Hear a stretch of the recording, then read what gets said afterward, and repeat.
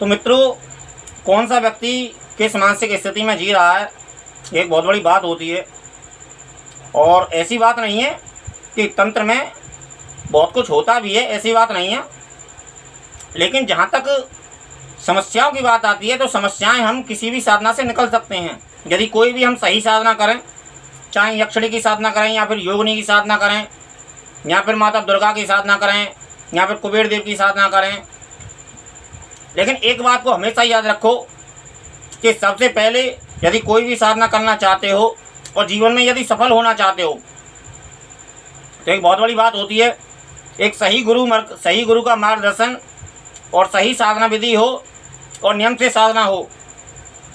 और कोई बड़ा देव, हम चाहे शिव जी की साधना करें, शिव जी की अनेक साधनाएँ आती हैं जो रोग से भी समस्याओं का निदान करती हैं, विवाह भी कराती हैं, जिसका विवाह नहीं हो रहा हो वो भी विवाह कराती हैं।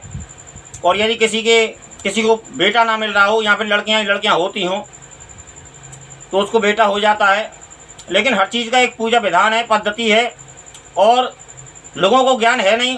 और तंत्र की बहुत सी साधना में ऐसी समस्याएं, ठीक है, आ गई जीवन के आदमी की व्यक्ति, समस्याएं आती जाती रहती हैं। समस्याएं तो सभी के जीवन में रही हैं। यहाँ पे कृष्ण जी के भी जीवन में समस्याएं रही हैं, राम जी के भी जीवन में समस्या रही हैं, और राजा हरिश्चंद्र के जीवन में भी समस्याएं रहीं, और भगवान शिव के भी जीवन में अपनी समस्याएं रही हैं। ऐसी बात नहीं है, समस्या सभी के जीवन में आती हैं और सभी अनिवार्य है, क्योंकि प्रकृति का नियम है एक।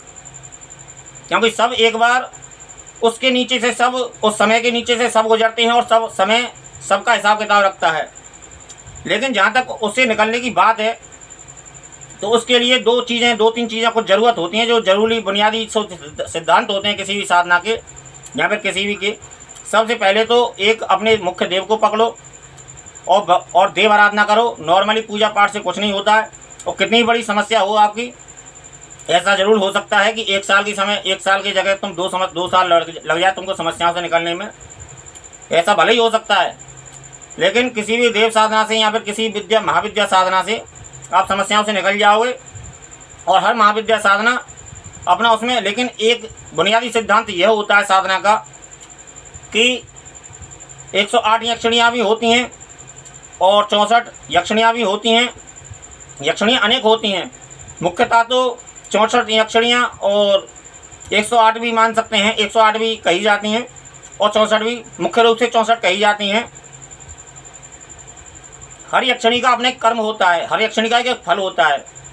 कोई यक्षिणी अपने, जो हम वैवाहिक संबंध है, हमारा पति पत्नी का संबंध है और थोड़ा सा संसार का आकर्षण है, वो देती है कुछ यक्षिणी हमें राज्य देती है, कुछ यक्षिणियाँ हमें ऐश्वर्य देती हैं, और कुछ यक्षिणियाँ हमें भौतिक समाज में विद्या की प्राप्ति कराती हैं, वाक सिद्धि देती हैं।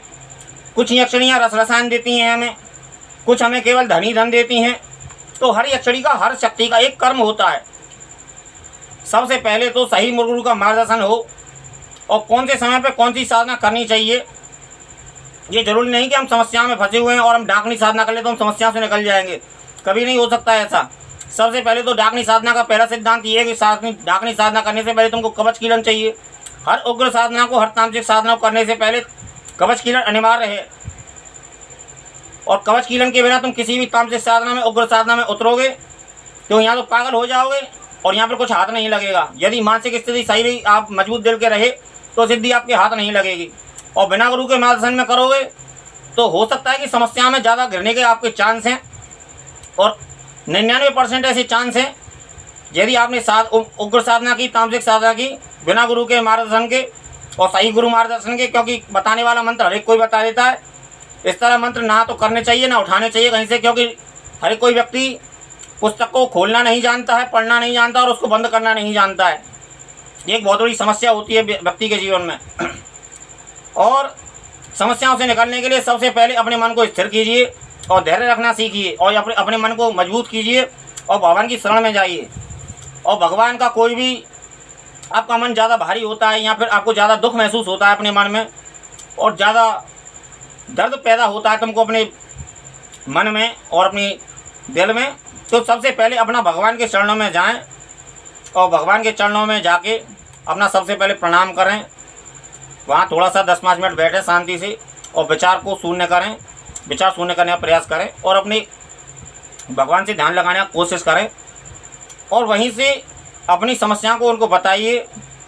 और सबसे पहले तो अपनी जो मुख्य जो भारीपन, जो समस्याओं के समय में जो भारीपन महसूस होता है, हमें मानसिक स्थिति जो हमारी डामाडोल रहती है, तो उसके लिए हमें सबसे पहले हमें कोई भी भगवान का स्तोत्र जिस देवी देवता को हम मानते हैं, तो उसका कोई भी चालीसा, कोई भी पाठ, कोई भी एक ऐसा चीज़ चालीसा पकड़िए या फिर कोई पाठ पकड़िए या फिर कोई कथा पकड़िए, जिससे वो हमारे देव की कृपा हम पर शुरू हो।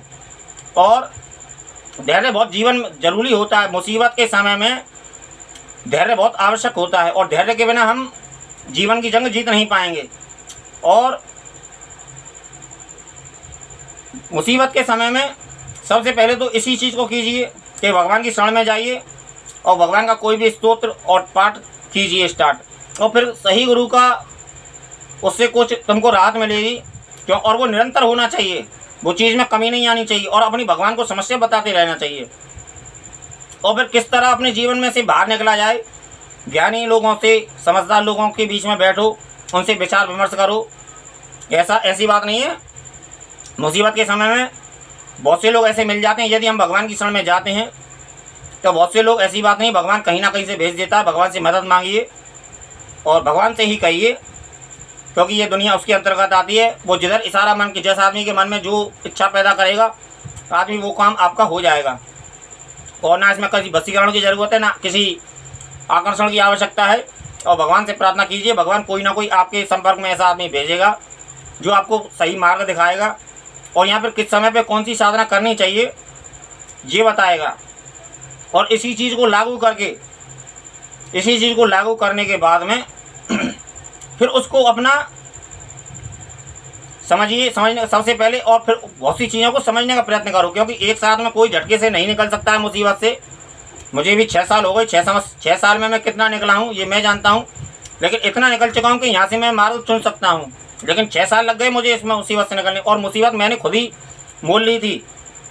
अपने अहंकार में और अज्ञान के कारण मैं नादानियाँ करता गया और मैंने किसी की बात सुनी और ना किसी की बात समझनी चाहिए। बड़े बूढ़े भी बहुत से लोग अक्सर, जब बच्चा गलती करता रहता है या फिर कम उम्र का युवक कोई भी गलती करता रहता है, तो कुछ समझदार लोग, हो सकता है समझदार लोग अपना समझाते रहें और व्यक्ति की समझ में ना आए। और कुछ लोग ऐसे होते हैं जो मज़े लेते हैं। संसार में आसपास हमारे बहुत व्यक्ति ऐसे मिल जाते हैं कि मज़े लेते रहते हैं और जीवन का कोई सामने वाला बर्बाद हो रहा है तो उसका आनंद उठाते हैं और अपना भी हाथ साफ करते हैं। लेकिन जो सही बात कहते हैं उन लोगों की, चाहे वो बातें कड़वी क्यों ना हो, कड़वी बातों को भी समझने का यदि समझ लोगे, हो सकता है कि हमें उस समय कड़वी लग रही हो।